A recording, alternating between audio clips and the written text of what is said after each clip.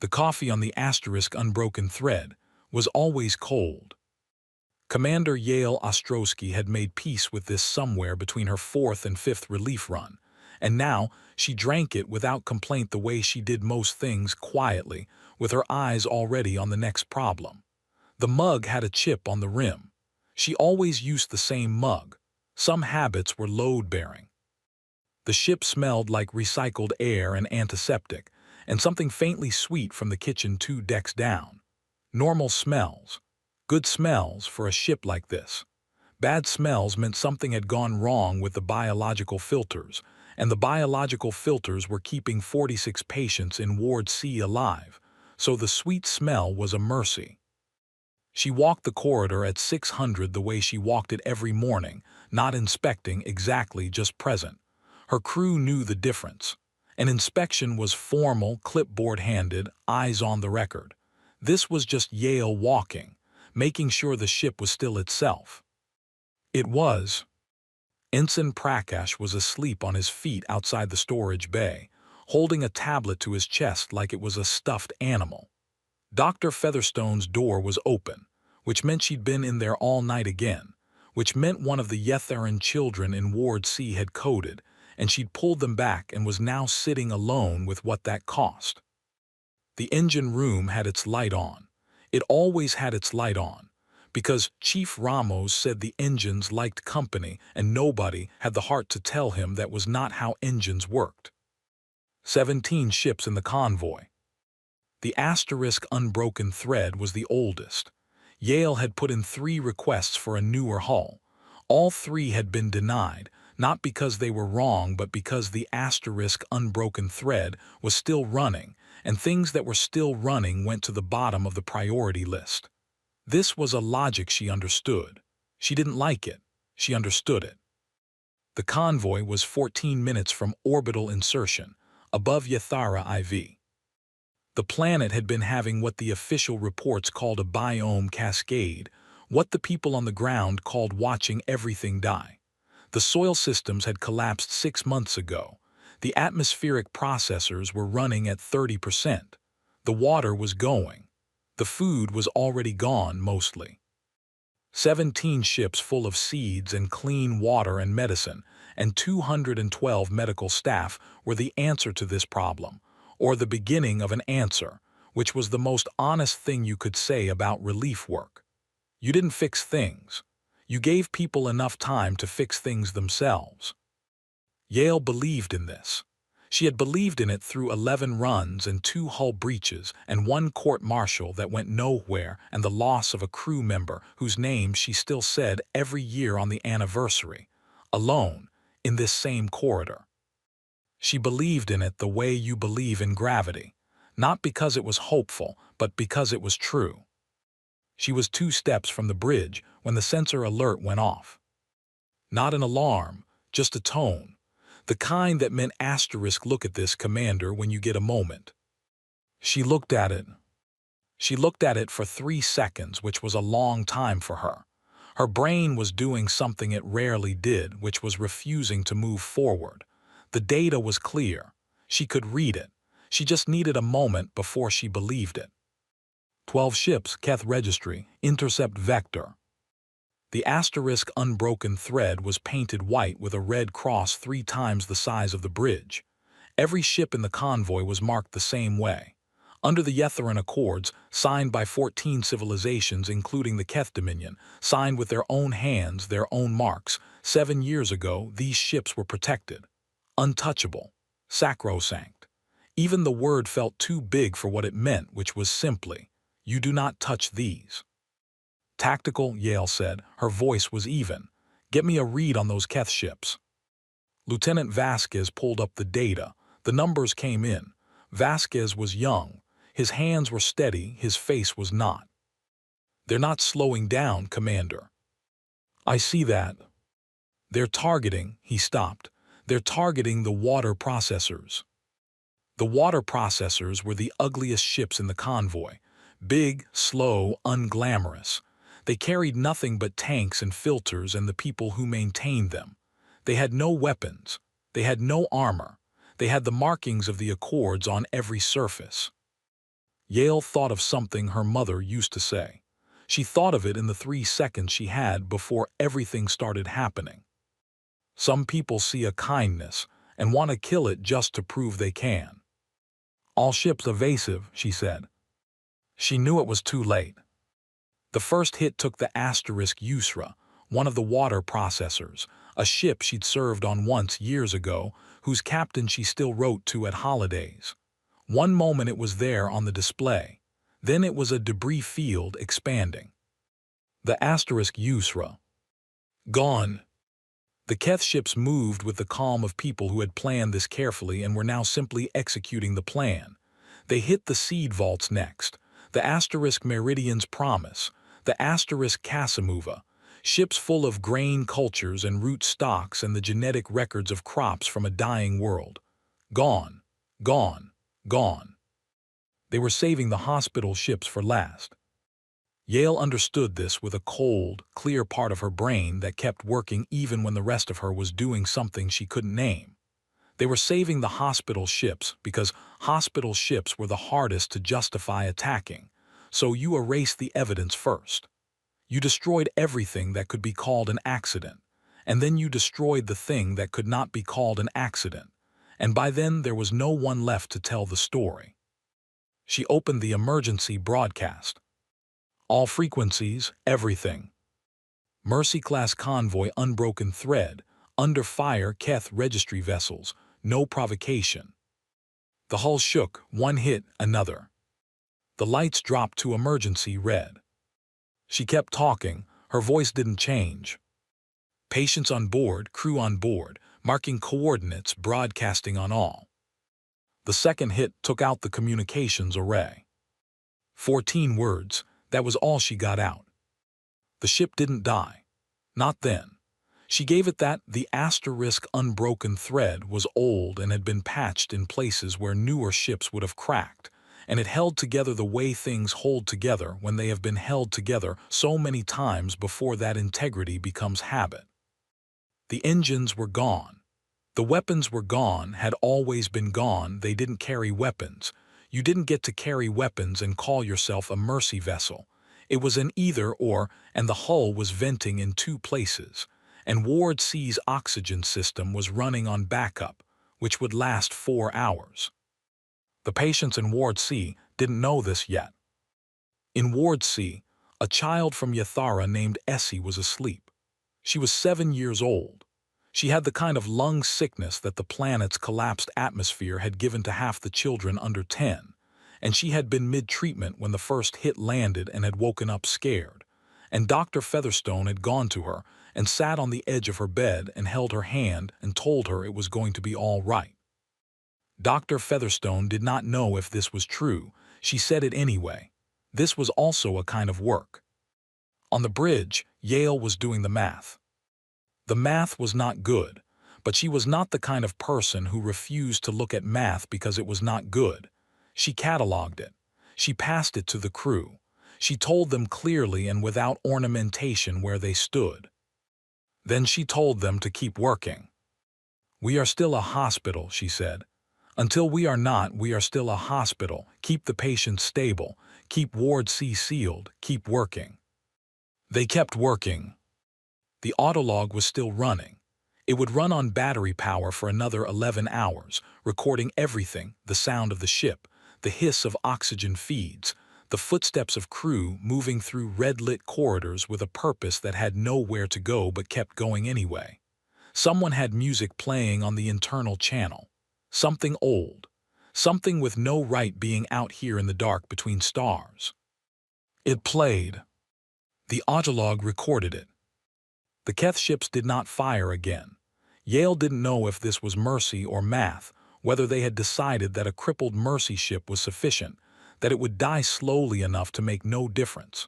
She didn't waste time deciding. She sent her crew to the patients. She put Vasquez in charge of the distress beacon, which was running on the same battery system as the autolog, and she walked toward C herself. Essie was still awake. Featherstone was still sitting with her. Yale stood in the doorway. She didn't go in. She just stood there for a moment, looking at the child, at the doctor with the dark circles under her eyes, at the row of beds and the equipment and the small, ridiculous miracle of a functioning hospital in the middle of the wreckage, of one of the worst things she had ever seen. She had done this 11 times. She had never been the one who needed saving. She went back to the bridge and kept working. The 14 words she'd broadcast were already traveling at the speed of light.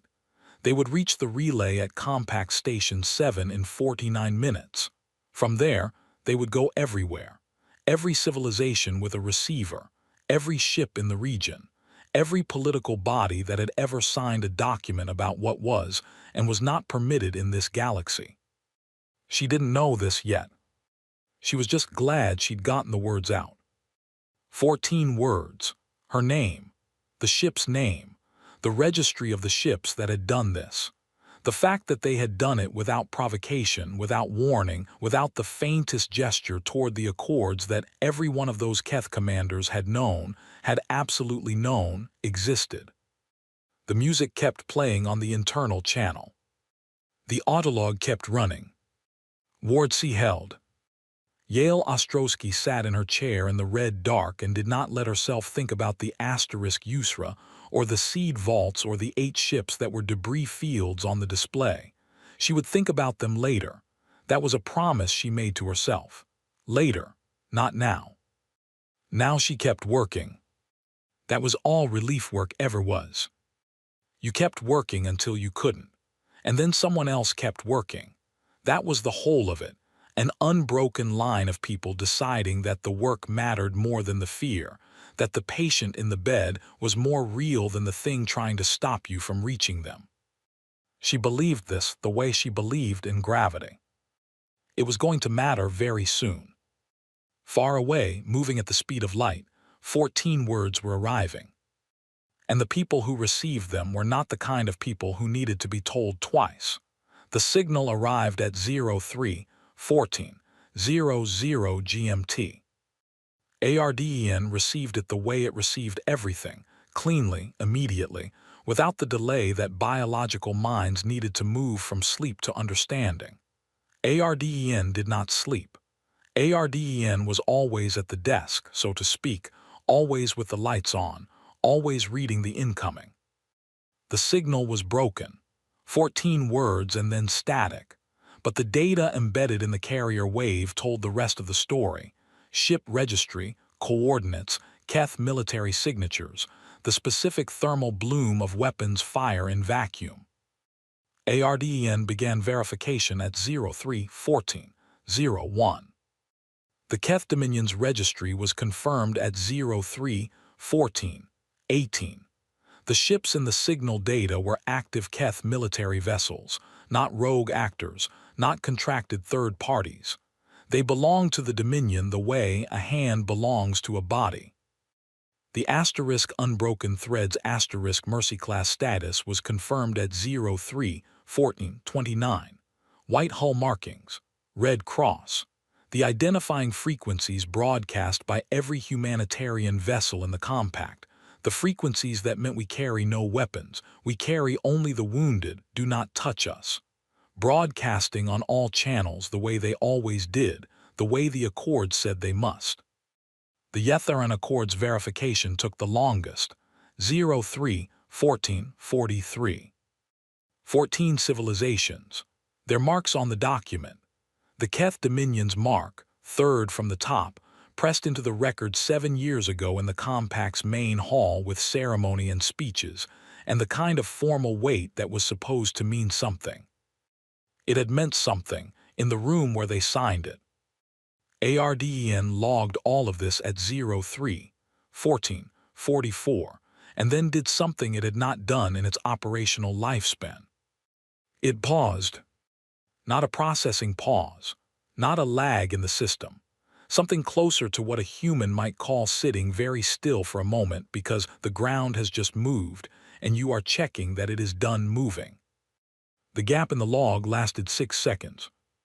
At 03:14:50, ARDEN initiated the wake protocol for the Secretary General. At 03:15, 11, ARDEN completed the call sequence. At 03:15:12, ARDEN discovered that the Secretary General was already awake. At 03:15:13, ARDEN discovered that the lights were already on in 47 offices across 12 time zones. The Defense Coordination Network had logged its first internal message at 03:14:52, 2 minutes before ARDEN had finished verifying the signal. Someone in the network had a faster receiver or a lighter sleep or had been awake for other reasons. It didn't matter. They had moved. ARDEN pulled the Directive 7 file at 03:15:20. It was not a short file. 17 years of revision had made it detailed in the way that only things built by people who understood patience could be detailed. Every scenario cataloged, every asset numbered, every timeline mapped. The file was last revised 14 months ago. It had been war-gamed. ARDEN found the simulation records 31 times. The most recent simulation was 4 months ago. It had run overnight. ARDEN found the names of the people who had run it. Some of them were now awake in those 47 offices.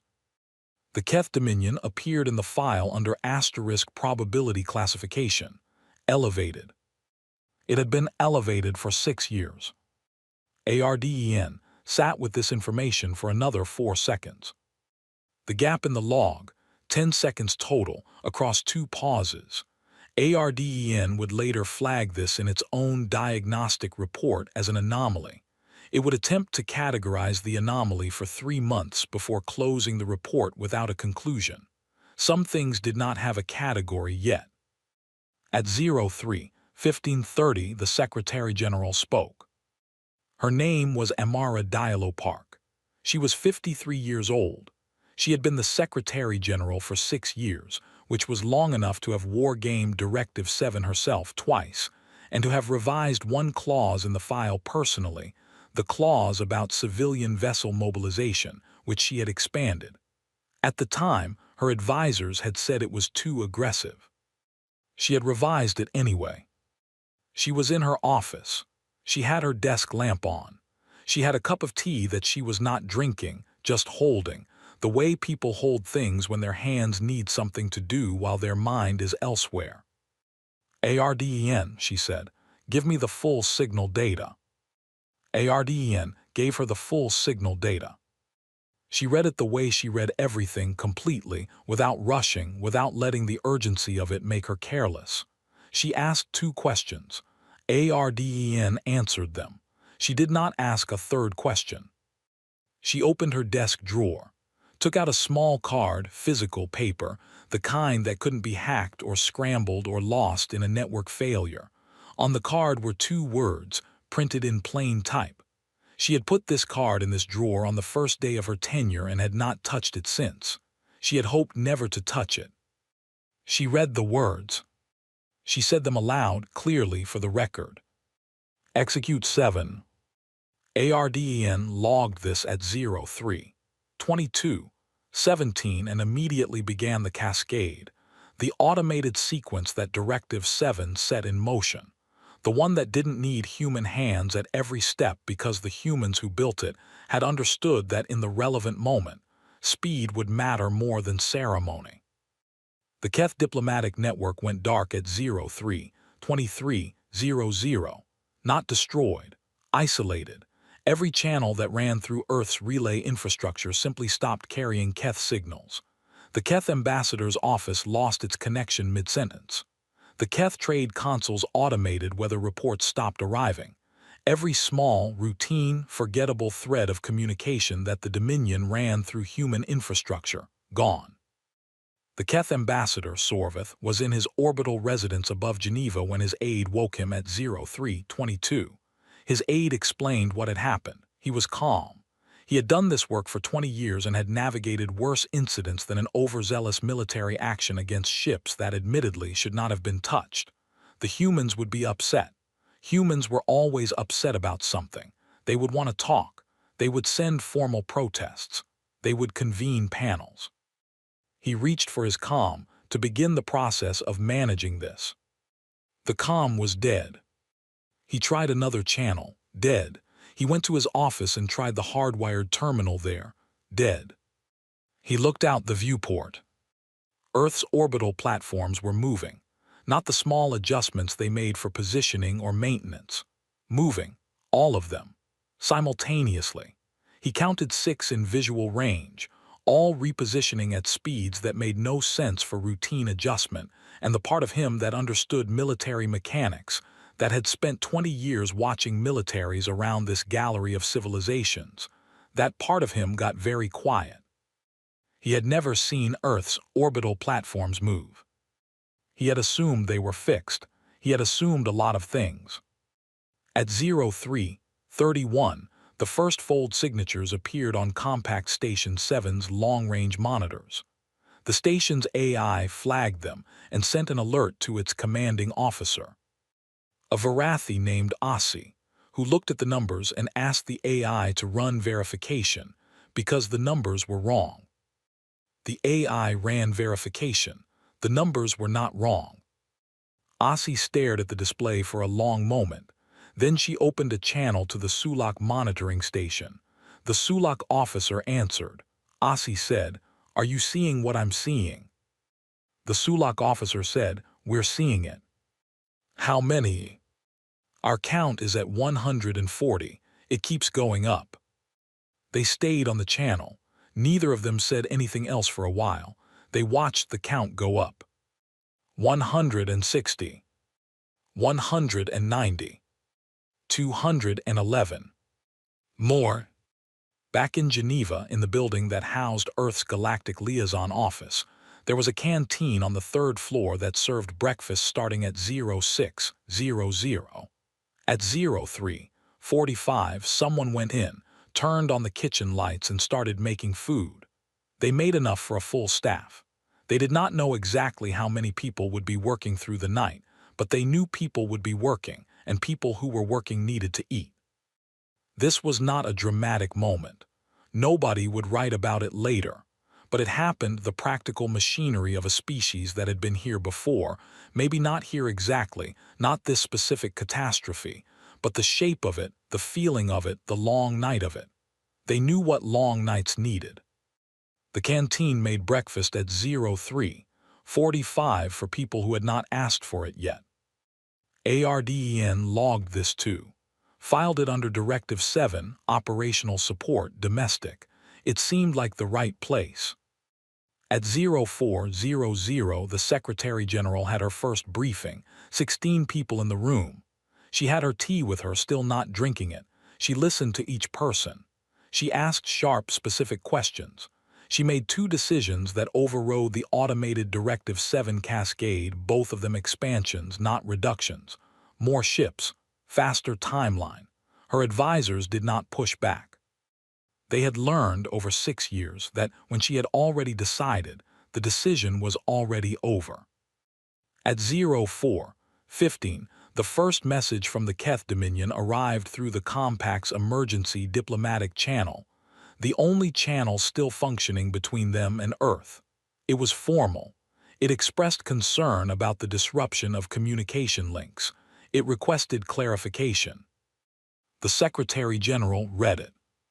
She did not respond. This was also a decision. The silence was the message. The Dominion had 14 years of satellite records showing Earth's response times to diplomatic communications, never less than 40 minutes, usually several hours.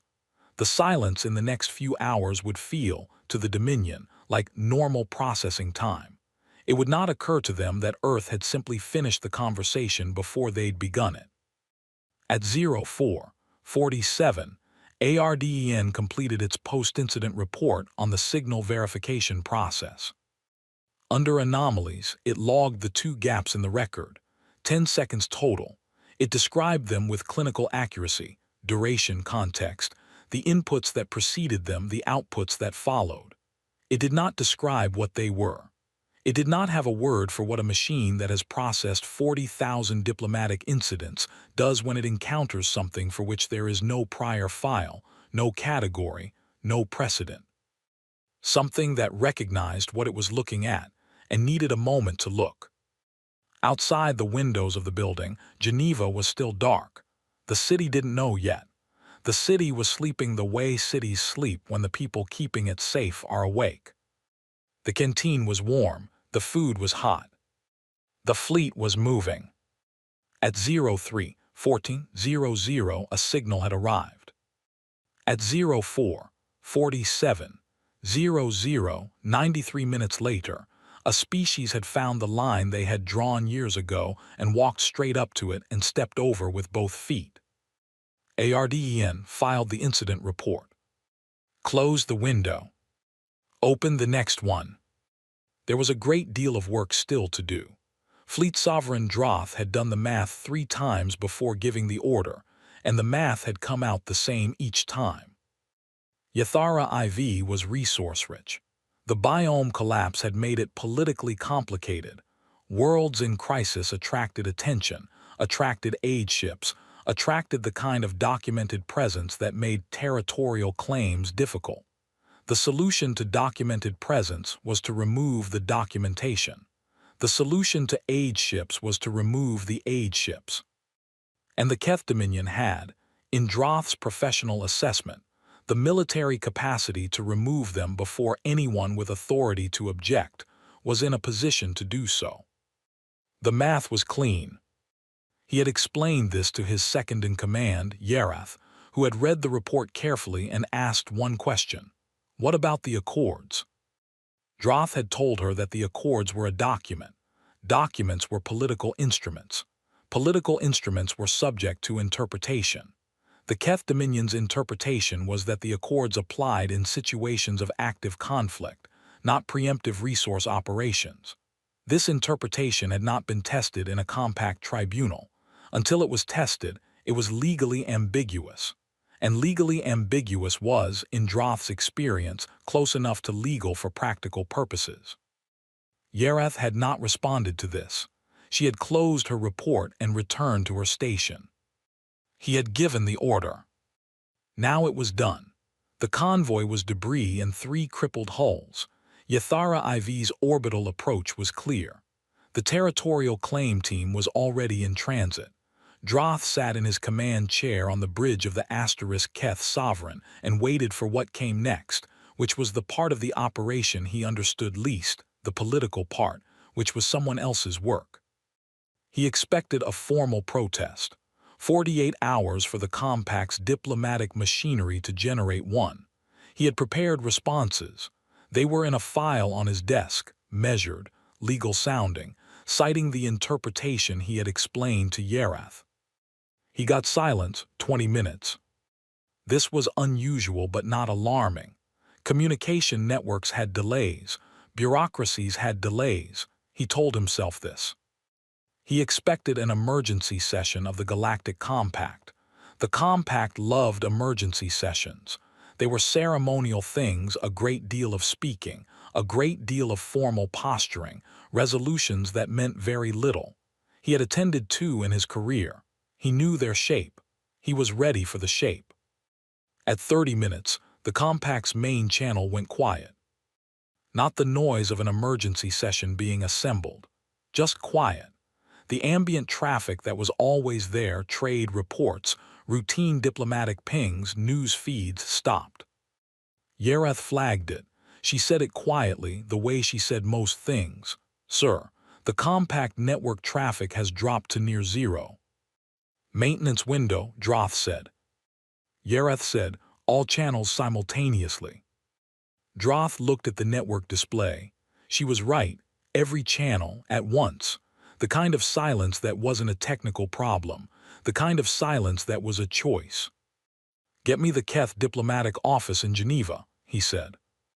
Comms tried. The diplomatic office didn't answer. The backup channel didn't answer. The emergency frequency, the one that was supposed to always work, the one that existed specifically so that even in a crisis the line stayed open, produced 1 second of static and then nothing. Droth looked at this for a moment. He had been in the military for 22 years. He had fought 3 wars. He understood what it meant when the other side stopped talking.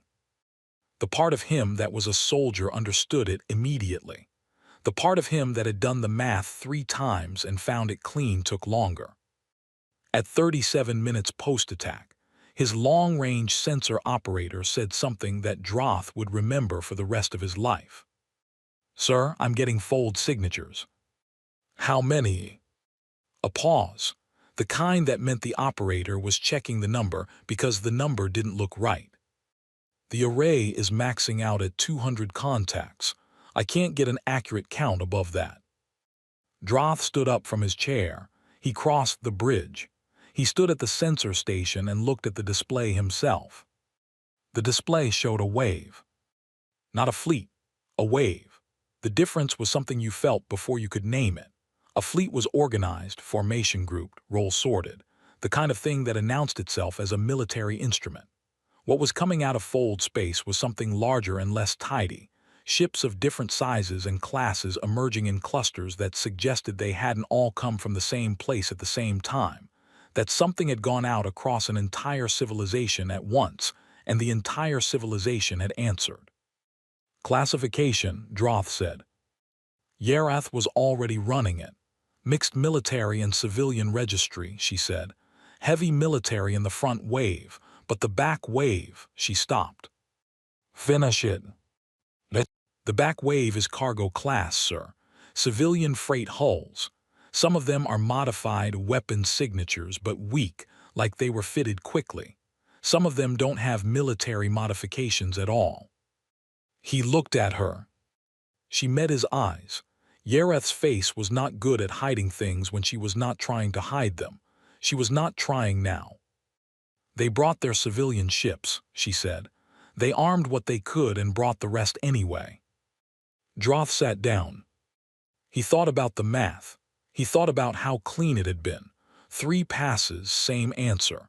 He thought about what the math had not included because you couldn't put it in a column because he hadn't known to look for it.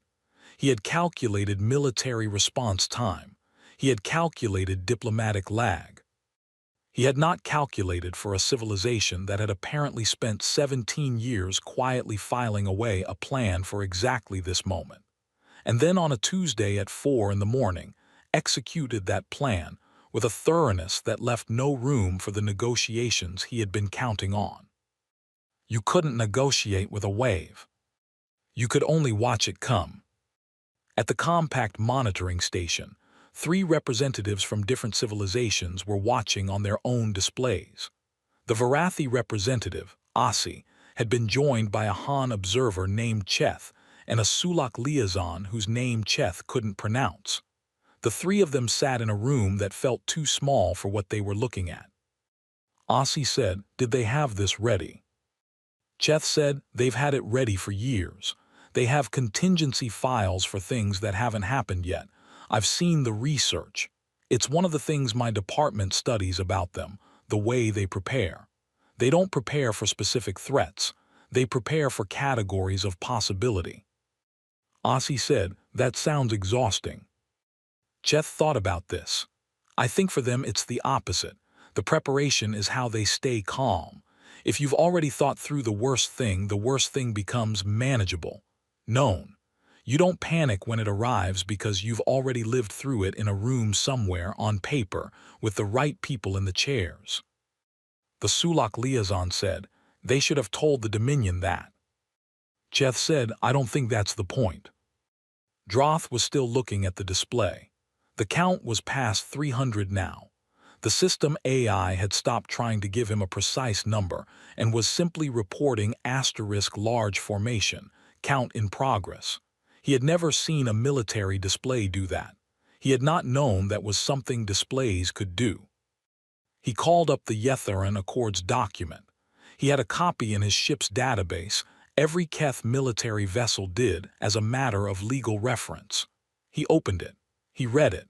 Not the clauses he had read before, the ones about humanitarian definitions and documented presence, the ones his legal team had found ambiguous. He read the whole thing. He found the clause on page 9. It was not ambiguous. He read it twice to be sure. Signatory civilizations agree that assault upon Mercy-class humanitarian assets, defined as vessels operating under the Accord's protections, marked and broadcasting per Accord specifications, constitutes an act of war against all undersigned parties, effective at the time of assault, without requirement for further declaration. Effective at the time of assault, without requirement for further declaration. Droth sat with this for a long time. The bridge was quiet around him. His crew was doing their jobs, monitoring, calculating, preparing. But they were also watching him the way crews watch commanders when the ground has shifted and they need to know if the commander knows. He had signed this document. His Dominion had signed this document. They had signed it 7 years ago in the Compact's main hall with ceremony and speeches, and he had been in the room, not at the table, not in the chair that pressed the Dominion's mark into the record, but in the room. He remembered the hall, the lighting, the speech the Compact's administrator had given about what the document meant. He had not read it carefully enough. He had read the parts that mattered to him, the parts about definitions, the legal ambiguities his team had found. He had not read page 9. Page 9 was very clear. The Keth Dominion had not attacked a humanitarian convoy and waited for Earth to declare war. The Keth Dominion had declared war on Earth 7 years ago, on the day they signed the document, in the room he remembered with the lighting he remembered and the speech he remembered, and they had simply not done it yet. Earth had been at war with the Keth Dominion for 7 years. They had just started. Yarath spoke again quietly without looking at him. The lead wave has completed fold insertion, she said. They're in system. He should say something. He was the commander. This was the moment where commanders said something that gave their crew a direction, a framework, something to stand on while the world reorganized itself into a new shape. He looked at the display, 340 contacts, still growing. He thought of the water processors, the seed vaults, the hospital ships he had saved for last. The math had been clean. He had done it 3 times. He wondered now what the humans had put in their columns. He wondered how many times they had run their own calculations, in rooms he would never see, with people who had understood something on page 9 that his legal team had called a technicality. He wondered if they had been surprised when the signal came in. He did not think they had been surprised. He thought they had probably opened a file, said 2 words, and moved. Maintain position, he told his crew, not because it was a strategy, because it was the only sentence he had. The wave kept coming. It did not slow down. It had no reason to slow down. The thing Sela Marchetti-Obai had not expected was the quiet. She had covered 3 conflicts before this one, 2 small colonial disputes, and the Sulak border skirmish that lasted 11 months, and produced the most exhausted soldiers she had ever photographed. She knew what war sounded like. She knew the specific texture of human beings under sustained pressure, the fraying at the edges, the raised voices, the grief that leaked out sideways through anger and bad decisions, and sometimes through a kind of reckless humor that was its own form of screaming. She had her recorder ready for all of it. The 14th Expeditionary did not cooperate. They were the 3rd wave in after the military vanguard, after the tactical specialists.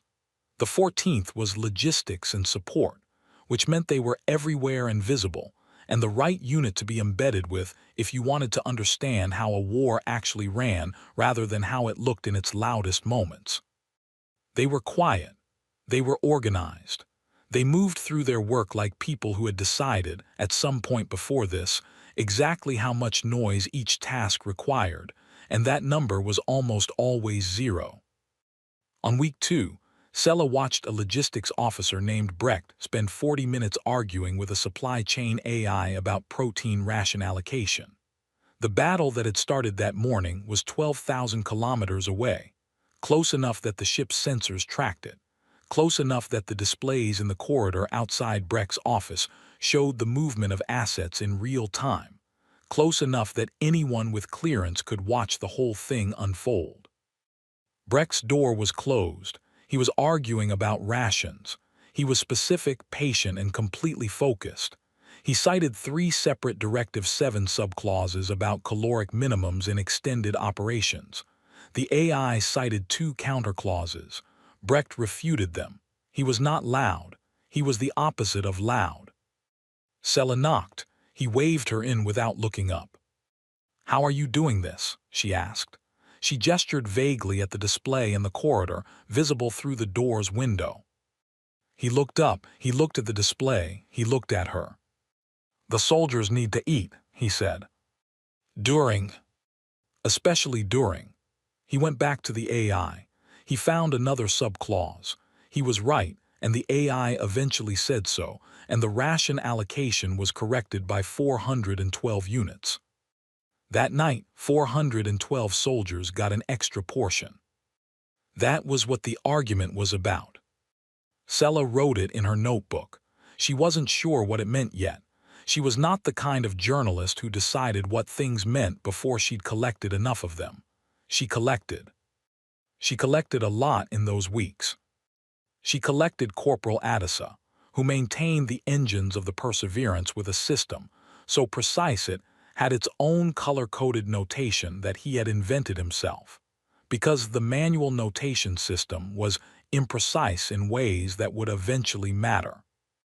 And he was correct, and the engines ran at 102% efficiency, and he took this as expected rather than remarkable. She collected Dr. Yun, who ran the medical bay and who had posted a handwritten list on the wall above her desk with the heading asterisk "Things we are not doing here."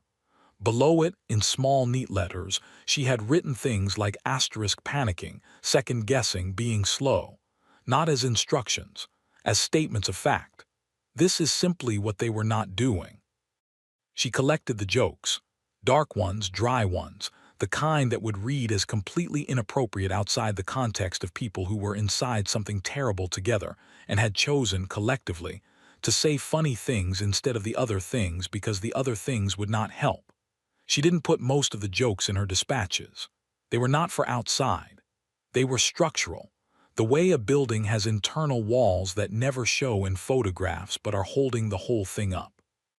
On week 6, a Keth commander attempted a ceasefire negotiation. Sella was allowed in the room for the first hour, sitting in the back with her recorder, not speaking. The human negotiating team listened. They were polite.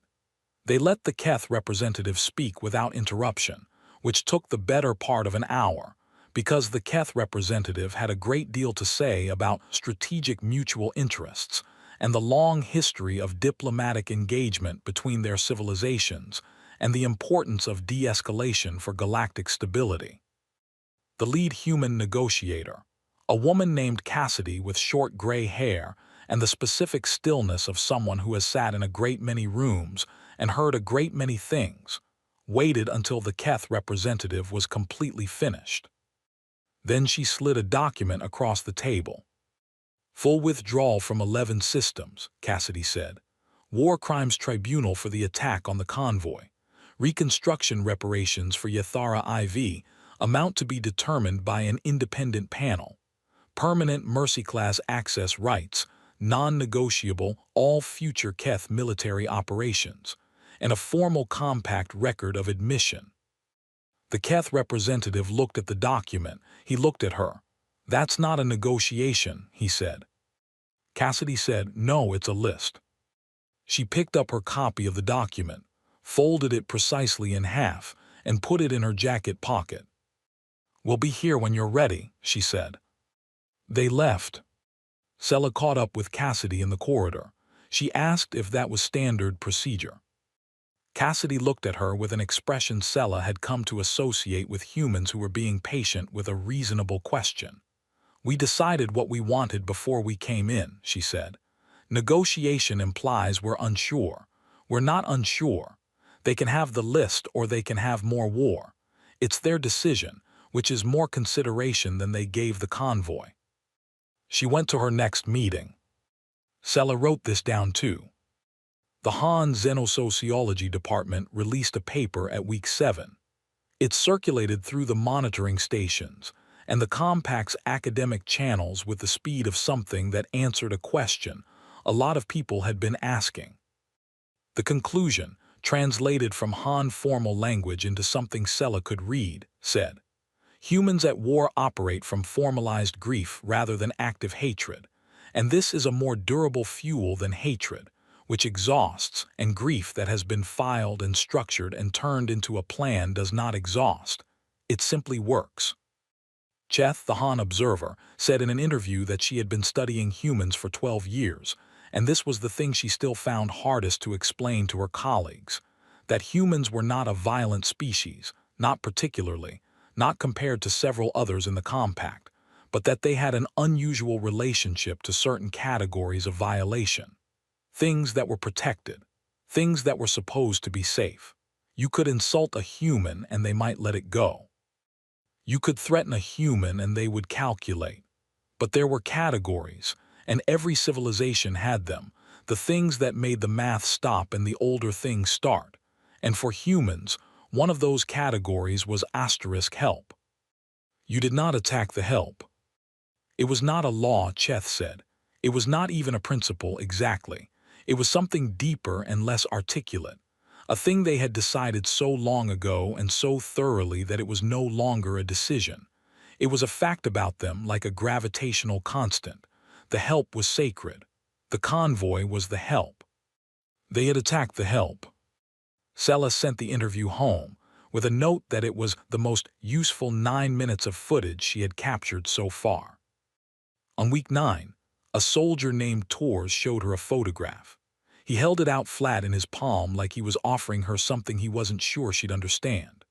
The photograph was of a child small, 7 or 8 years old, sitting in a hospital bed with equipment attached to her arm and her eyes open, and looking at something off-camera with the specific focus of a child who is in pain and is trying very hard to be somewhere else in her head. She was on the unbroken thread, Tors said. Mid-treatment. They hit the ship while she was mid-treatment. Sella looked at the photo. She didn't ask where he'd gotten it. She knew by now that the fleet had ways of knowing things about the convoy. The autolog had been recovered from the crippled hull, played through, catalogued. The patients were documented. They had names. They had files. Tors had a piece of tape on the inside of his helmet. He showed her. The photograph was attached to the tape with its face facing out, away from him, toward the visor, toward wherever the helmet was pointing. "So she can see where we're going," he said.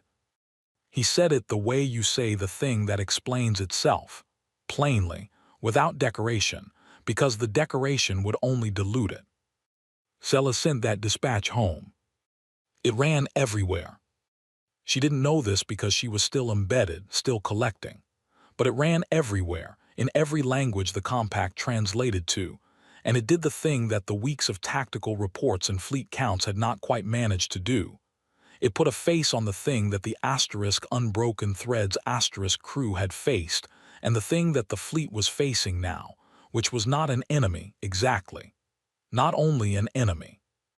It was a line that had been crossed, and a species that had found, in its own long history of finding these lines, that the only honest response to the line being crossed was to go to where the crossing had happened and stand there and say, "This is the cost." On week 11, Sella found the memorial wall. Every ship in the fleet had one. She'd heard about them but not seen one until she followed Chief Ramos, a man she'd borrowed from a story about engine maintenance, and who had become, accidentally, one of the people she talked to most, down a service corridor, and around a corner, and there it was. A panel, metal flush with the wall about 2 meters wide, not painted, not decorated, just the words in small type in every language Sella could read and dozens she couldn't. 14 words. Mercy-class convoy unbroken thread, under fire Keth registry vessels, no provocation tell them. And then below the words in each language, Yael Ostrowski's name. The signal, the last 14 words, the name. That was all. Sela stood there for a while. Ramos stood next to her. Neither of them said anything. There wasn't anything to say that the wall hadn't already said better in more languages with more permanence. She started counting the languages. She stopped at 40-something. She was still counting languages in her head when she went asleep that night, in her bunk on a ship that was quiet and organized and moving with the patience of a species that had already grieved this before it happened, and was now in the long, unglamorous work of following through. She did not find the rage she had come looking for. She found something she had no clean word for. She put it in her dispatches anyway, described around the edges of it, and trusted the readers to name it themselves. They did. They named it the same thing, across 27 languages. She read the translations later. They all said the same word. Just, the war ended on a Tuesday. Not with a ceremony, not with flags lowered or raised, not with the kind of moment that photographs well. The Keth Dominions sent their formal surrender through the one channel still available to them, the Compact's emergency diplomatic line, at 09:14 GMT, which was a number that meant something to the people in the building who had been there on the night the signal came in and knew the time it had arrived, and did not mean anything to the Keth representative who transmitted it, who did not know about the signal's timestamp, who did not know about ARDEN's gap in the log, who did not know about a great many things. They took the list, all of it, every point. Secretary General Amara Dialopak was in her office when the confirmation came through. She was alone because she had asked to be. There were people outside the door. There were always people outside the door. But she had said she needed 10 minutes and nobody had argued because she had not needed to be argued with about much in the past several months, and her staff had learned to give her the things she asked for. She sat at her desk. The card was in her drawer. She had not touched it since the night she'd said the words. She opened the drawer now, took it out. Read the 2 words the way you read something you've known for a long time, not to learn them, but to sit with them for a moment the way you sit with a tool after you've used it for the last time, understanding its weight differently now. The 2 words still felt right. They still felt like something it had cost her to say. Both things, same body. She was not the kind of person who resolved this. She was the kind of person who carried it, which was the only honest option. She put the card back, closed the drawer. Outside the window, Geneva was doing what Geneva did, moving, functioning, alive with the specific activity of a city that was also the seat of something that mattered. The people below did not look different than they had on the morning before she'd said the 2 words. They were going to work. They were getting coffee. A child was running ahead of a parent near the fountain, the way children run, without urgency, just running because legs are a thing you have and running is what you do with them. She watched this for a moment. Then she went to the door and let her staff back in. There was a great deal of work still to do. The tribunal took 8 months. Droth testified on the 4th day. He sat in the chair and told the truth, which was that he had followed orders. He had received the mission parameters. He had executed them. He had believed the legal interpretation was sound. He had not read page 9. The tribunal listened. The tribunal found that none of this was mitigating.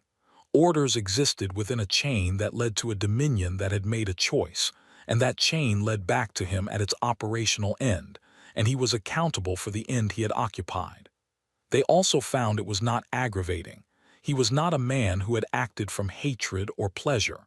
He was a man who had run the math and not put the right things in the columns.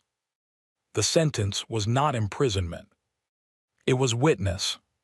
He was assigned to the Yetharan Reconstruction Coordination Office for the duration of the rebuilding effort, which the independent panel estimated at 4 to 7 years.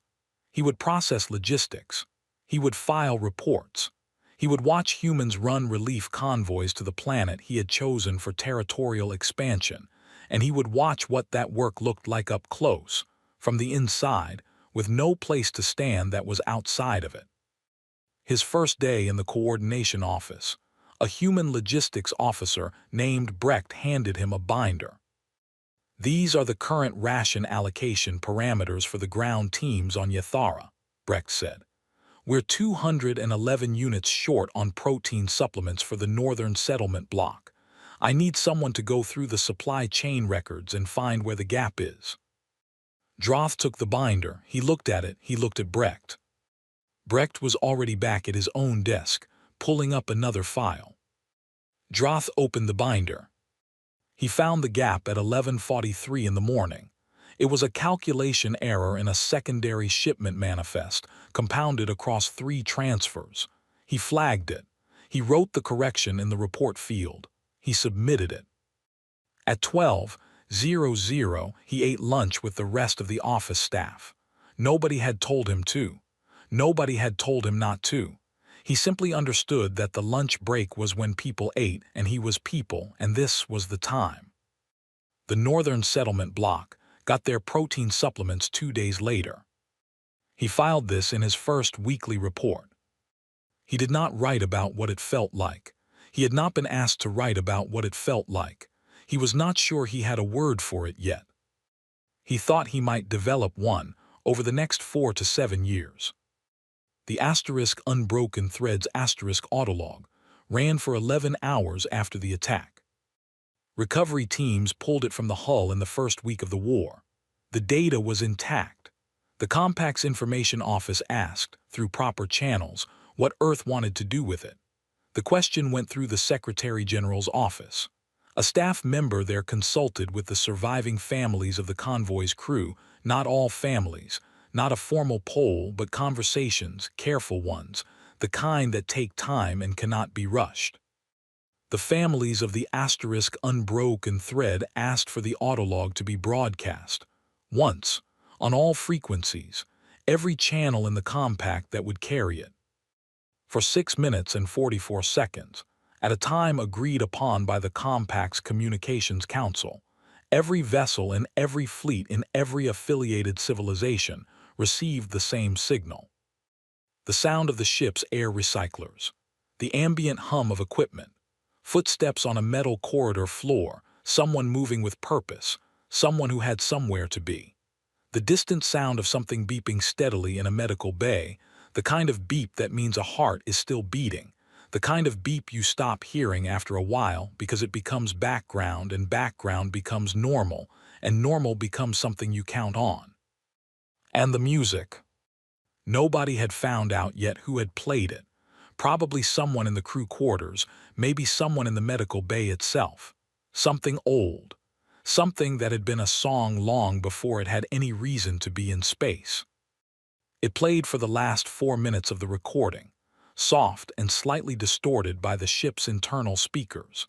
The kind of sound that didn't belong out here and was here anyway, because people bring their music with them wherever they go.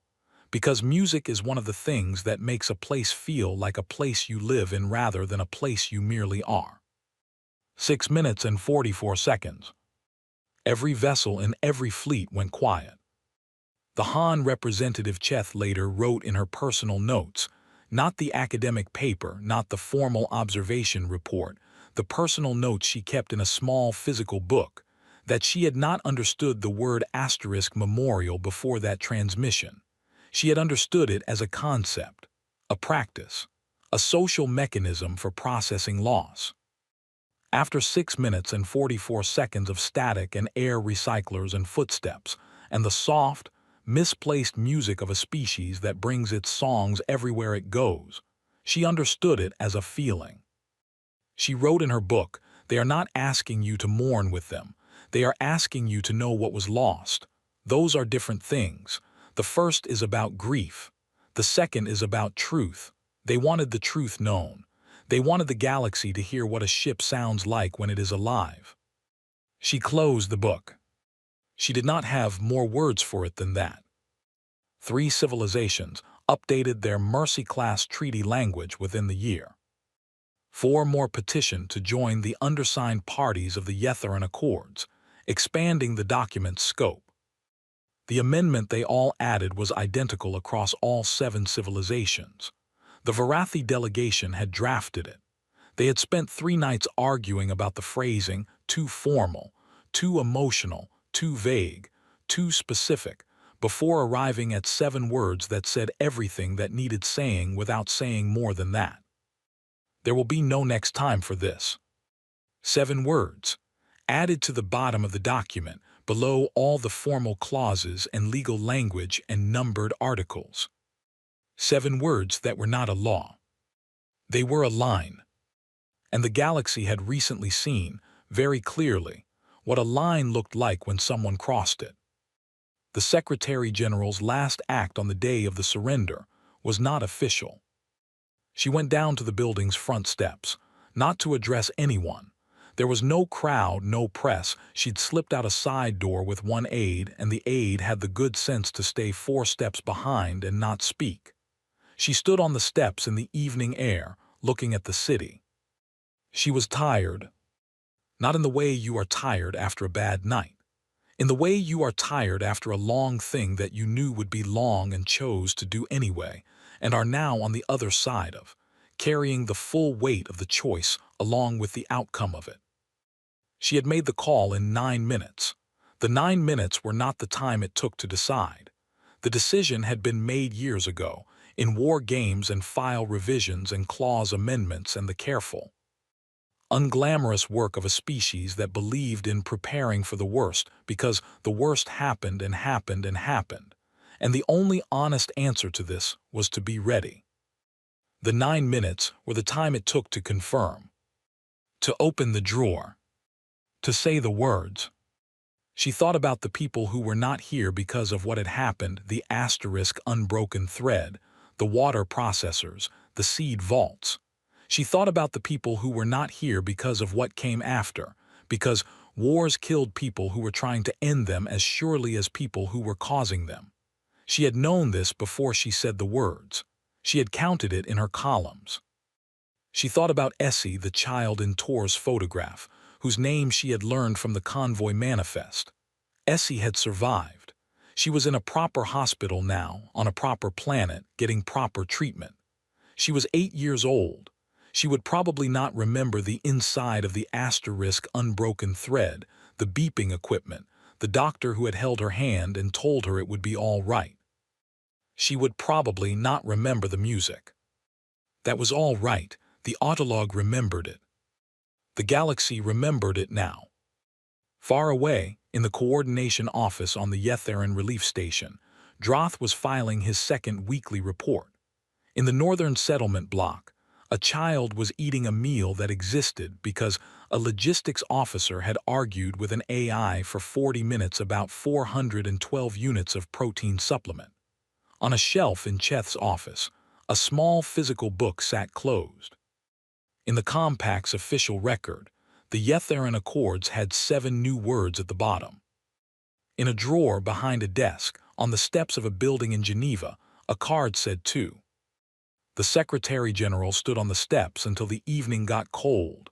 Then she went back inside. There was a great deal of work still to do. She did not say this as a complaint.